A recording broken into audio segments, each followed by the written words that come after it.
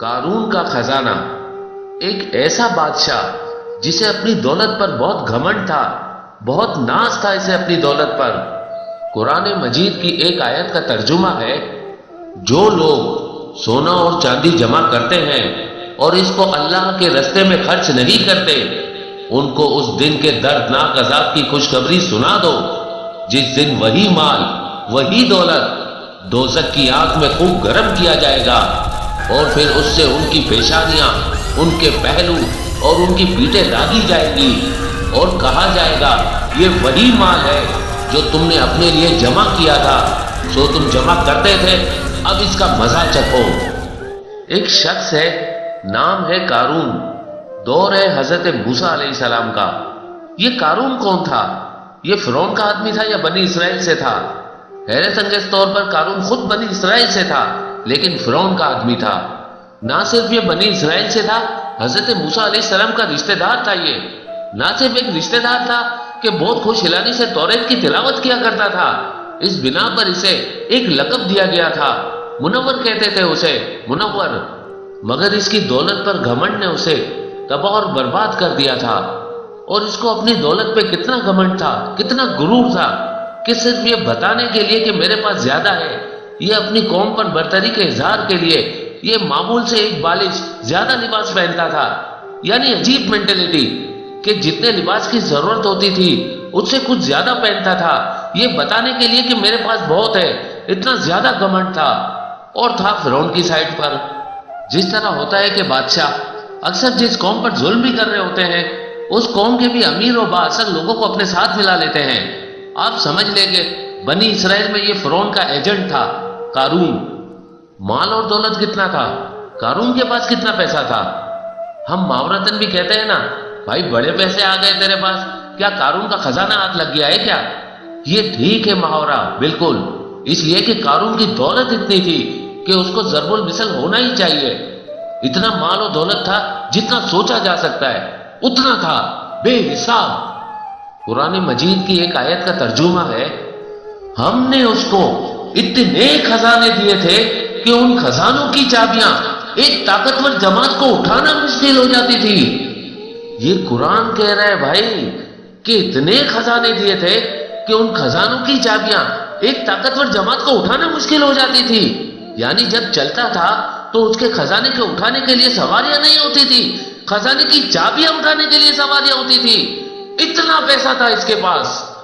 قارون کو اس کی قوم کے کچھ لوگ سمجھاتے بھی تھے، نصیحت بھی کرتے تھے کہ ایسا نہ کرو۔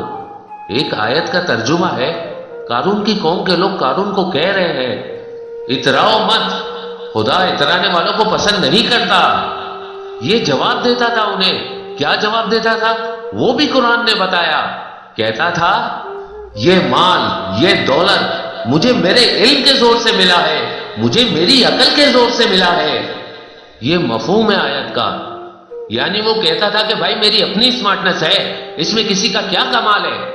یعنی یہ سوچ لیں کہ آج بھی کسی کو یہ لگتا ہے کہ اس نے اپنا مال، اپنی گاڑی، اپنا گھر، اپنا بنگلہ، اپنا بزنس، اپنا بینک بیلنس، اپنی جائیداد اپنی عقل کی بنیاد پر بنائی ہے، اپنے علم کی بنیاد پر بنائی ہے، تو وہ قارون کی سوچ پر عمل کر رہا ہے۔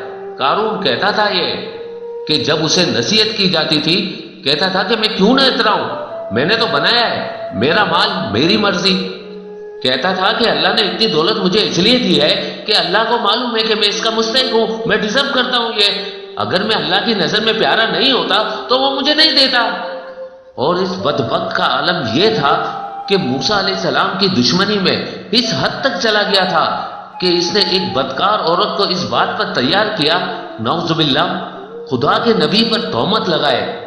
یہاں تک کہ ایک مجمع میں ایک روز جب موسیٰ علیہ السلام اپنی قوم کے ساتھ بیٹھے تھے، بات اور نصیحت فرما رہے تھے، تو اس بھرے مجمع میں اس عورت نے اٹھ کر موسیٰ علیہ السلام پر تہمت لگانے کا گھناؤنا عمل انجام دیا۔ موسیٰ علیہ السلام نے اس عورت کو بلایا، اس کو خدا کا واسطہ دیا اور اس کی اس تہمت کے نتیجے میں اس کو ہمیشہ کی جہنم کی وعید سنا کر اپنے سے انداز میں پوچھا کہ سچ سچ بتا کہ تو نے یہ بات کیوں کہی؟ بس اللہ نے اس کے دل میں خوف پیدا کر دیا، روب میں آ گئی، اور اس نے بھرے مجمع میں اعلان کیا کہ حضرت موسیٰ علیہ السلام یقیناً پاک باز ہے، مجھے تو قارون نے اپنا بے پناہ مال دے کر یہ بات کہنے پر مجبور کیا تھا کہ میں تہمت لگاؤں موسیٰ علیہ السلام پر، اس حد تک شکی تھا یہ۔ تو ایک مرتبہ یہی قارون موسیٰ علیہ السلام کے پاس سے گزرا اپنے لشکر کے ساتھ۔ موسیٰ علیہ السلام اپنی قوم کو نصیحت فرما رہے تھے، بات کر رہے تھے۔ آپ یہ سوچیں جس کی دولت کا یہ عالم تھا کہ اس کی چابیوں کے لیے سواریاں درکار ہوتی تھی، اس کے قافلے کا کیا عالم ہوگا، کیسی شاہانہ سواری ہوگی، لوگ آگے پیچھے ہوں گے۔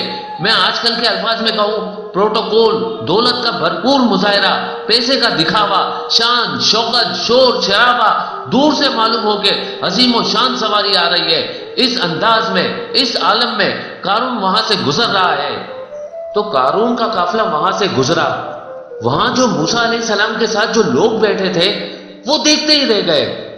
ایک آیت کا ترجمہ ہے، ایک روز قارون بڑی آرائش کے ساتھ اور بڑی ٹھاٹھ سے اپنی قوم کے سامنے نکلا، تو جو لوگ دنیا کی زندگی کے طالب تھے کہنے لگے کاش ایسا مال ہمیں بھی ملے، قارون تو بڑا نصیب والا ہے۔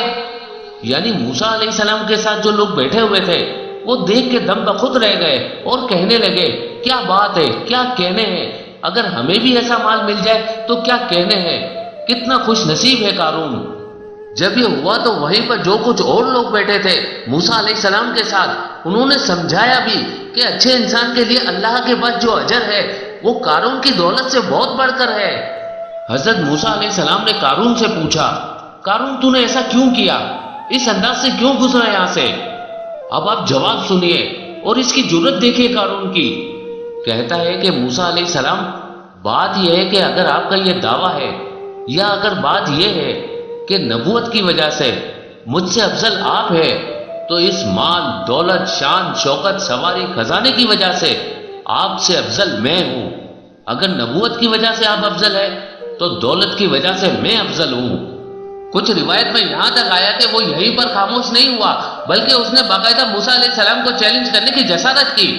کل اس نے تہمت لگانے کی جسارت کی تھی، آج یہ کھلے عام چیلنج کرنے کی جسارت کر رہا ہے۔ کیا چیلنج کیا؟ کہتا ہے موسیٰ، آپ اگر چاہیں تو ایک کام کیا جا سکتا ہے۔ کیا کام؟ ایسا کرتے ہیں ہم دونوں ایک دوسرے کے خلاف بد دعا کرتے ہیں، یا ایک دوسرے کے حوالے سے کچھ کہتے ہیں، پھر دیکھتے ہیں کس کا کام پورا ہوتا ہے۔ اس کو اتنا یقین تھا کہ میرے پاس اتنا مال دولت ہے کہ کسی کے کچھ الفاظ میرا کیا بگاڑ لیں گے، چونکہ جہاں میرا کچھ بگڑنے لگے گا وہاں میرا مال، دولت، کارندے، سواریاں، خزانہ سب آ جائیں گے مجھے بچانے کے لیے، تو کسی کے کچھ الفاظ سے میرا کیا بگڑ جائے گا۔ تو اس نے خود چیلنج کیا کہ آئیں ایک دوسرے کے خلاف کچھ الفاظ کہتے ہیں، دیکھتے ہیں کون کس کا کیا بگاڑ سکتا ہے۔ موسیٰ علیہ السلام میدان میں نکلے، وہاں سے قارون بھی میدان میں نکلا۔ یہاں موسیٰ علیہ السلام کے چاہنے والے تھے، وہاں قارون کا لشکر تھا۔ اس بدبخت نے موسیٰ علیہ السلام کے خلاف کچھ دعا کرنے کی جسارت کی، ظاہر ہے کہ وہ دعا پوری نہیں ہوئی۔ اب موسیٰ علیہ السلام نے لبوں کو جنبش دی، موسیٰ علیہ السلام گویا ہوئے، کہا خدا بندہ زمین کو حکم دیجئے کہ میری اطاعت کرے۔ اللہ کے حکم سے ایسا ہی ہوا، اب موسیٰ علیہ السلام کی اطاعت کرنے لگی زمین با حکم خدا۔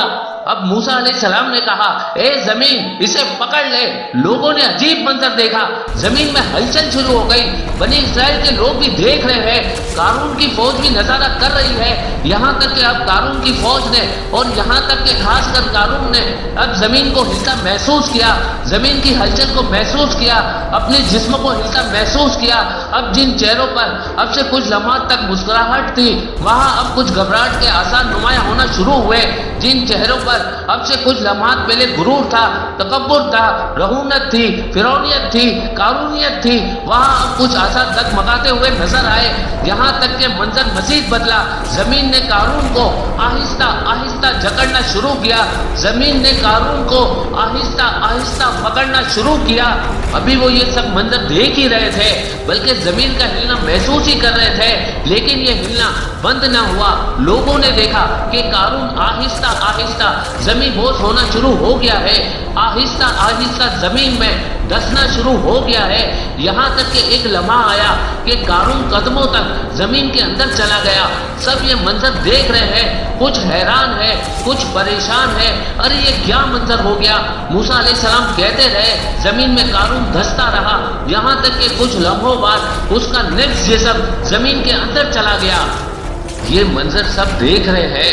قارون جس کو بہت یقین تھا کہ یہ مال، یہ دولت، یہ شان، یہ شوکت، یہ خزانے سب مجھے بچا لیں گے، کسی کے کچھ الفاظ میرا کچھ نہیں بگاڑ لیں گے، وہ سارا مال دولت سامنے تھا، اور قارون اپنے گھر سمیت، اپنے خزانے سمیت زمین میں دھسنا شروع ہوا، دھستا چلا گیا، دھستا چلا گیا، یہاں تک کہ ایک لمحہ آیا کہ وہ گردن تک زمین میں دھس گیا، یہاں تک کہ ایک لمحہ آیا کہ موسیٰ علیہ السلام کہتے رہے، قارون زمین میں دھستا رہا، بے بس رہا، لاچار رہا، کچھ نہ کر سکا۔ کچھ لمحوں بعد قارون اپنے خزانوں سمیت مکمل طور پر زمین کے اندر چلا گیا، زمین اوپر سے ہموار ہو گئی، سب ختم ہو گیا۔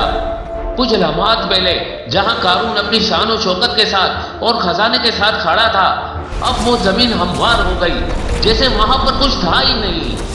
قرآن مجید نے اس موقع پر کہا کہ اللہ کے مقابلے میں کوئی جماعت اس کی مدد نہیں کر سکی، نہ وہ خود اپنے آپ کو بچا سکا۔ کچھ لوگوں نے قارون کی سواری دیکھ کر دل میں تمنا کی تھی کہ کتنا خوش نصیب ہے قارون، کاش ہمارے پاس بھی اتنی دولت ہوتی۔ پھر قرآن کی طرف آئیے، قرآن نے جس طرح قارون کے دھسنے سے پہلے ان لوگوں کی کیفیت بیان کی تھی، ویسے ہی قارون کے دھسنے کے بعد بھی ان لوگوں کی کیفیت بیان کی۔ اب آیت کا مفہوم سنیے، فرمایا وہ لوگ جو اس کے رتبے کی تمنا کرتے تھے وہ کہنے لگے، ہائے شامت، ہائے بدبختی، خدا جسے چاہتا ہے رزق دیتا ہے، جس پر چاہتا ہے رزق تنگ کر دیتا ہے، اگر خدا ہم پر احسان نہ کرتا تو ہمیں بھی دھسا دیتا۔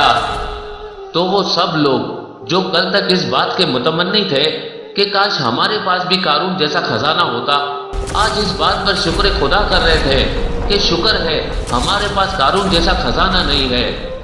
اللہ ہم سب کو دنیا میں وہ سارے اعمال کرنے کی توفیق عطا فرمائے کہ جس کے نتیجے میں آخرت کے مناظر آسان ہو انشاءاللہ، آخرت کے مناظر آسان ہو انشاءاللہ۔